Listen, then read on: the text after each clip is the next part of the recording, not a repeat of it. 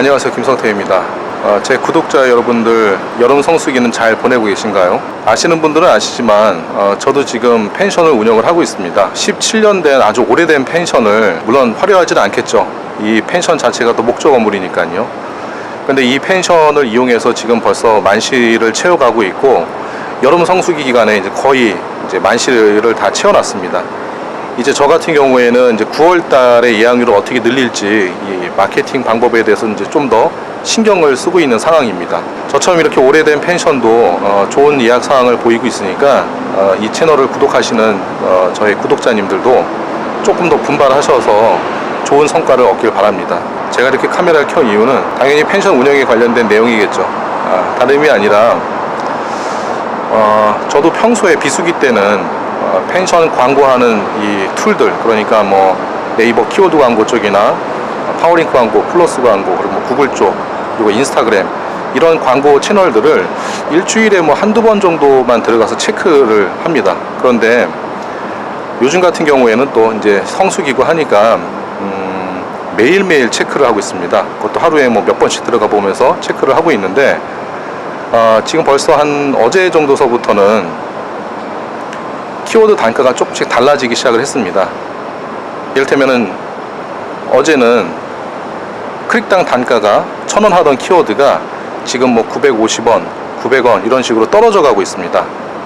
자, 이 이야기는 벌써 예약률을 많이 채운 펜션들은 광고비를 조금씩 줄여 나가고 있다라고 보면 됩니다. 물론 아직 저처럼 뭐 예약률을 많이 높인 펜션들보다는 앞으로 영업을 더 열심히 해야 되는 펜션들이 더 많겠지만, 이미 벌써 광고에 굉장히 적극적으로 영업을 해왔었던 펜션들은 키워드 광고를 조금씩 줄여나가고 있다는 뜻입니다. 자, 그런데 벌써 이렇게 키워드 광고료가 떨어지기 시작을 하게 되면은 여름 성수기 예약률이 벌써 떨어지는 거 아니냐라고 걱정을 하실 수도 있을 텐데, 아직 그런 건 아닙니다. 여전히 해당 주요 키워드 같은 경우에는 노출수가 엄청나게 많고, 그리고 제 주변에 있는 펜션들도 보게 되면은 일반적으로 뭐 하루에 뭐 키워드 광고료를 뭐 한 4-5만 원 정도 걸어놨는데 저녁도 되기 전에 소진이 된다라는 경우가 굉장히 많았었습니다. 그래서 아직까지 늦지는 않은 거기 때문에 이런 광고 쪽에 좀 더 신경을 많이 써야 될 것 같고, 또 하나는 이번에 또 하나 이슈가 되고 있죠. 바로 일본과 우리나라와의 관계입니다. 일본에서 우리나라의 수출 제한을 걸면서 일본 제품 불매 운동을 하는 분들도 많고, 그리고 또 일본 여행을 가지 말자라고 또 이야기를 하고 또 실천을 하는 분들도 굉장히 많습니다. 실제로 제 지인분들 중에서 대형 여행사에서 근무하고 있는 분의 이야기를 들어보면은 이번 여름 기간 동안에 일본 여행 예약률이 굉장히 많이 떨어졌다고 이야기를 합니다. 한 나라의 여행 예약률이 뭐 떨어져 봐야 뭐 얼마나 되겠냐라고 하시는 분들도 있겠지만, 실제로 우리나라에서 일본으로 떠나는 여행객의 수는 매년 700만 명을 넘어섰고, 작년 같은 경우에는 750만 명 가까이 됐다고 합니다. 뭐 이거는 엄청난 숫자라고 할 수가 있는데, 그 중에서도 이 여름 휴가 기간에 일본을 찾는 여행객 수는 엄청나게 많습니다. 지금 각각의 여행사에서도 일본 여행에 대한 대체 상품을 만들기 위해서 굉장히 노력들을 하고 있다라고 하는데, 뭐 실제로 일본 여행이 많이 감소했으니까 뭐 대만이나 동남아 쪽으로 많이 넘어간다, 사실 그런 것들은 보이질 않습니다.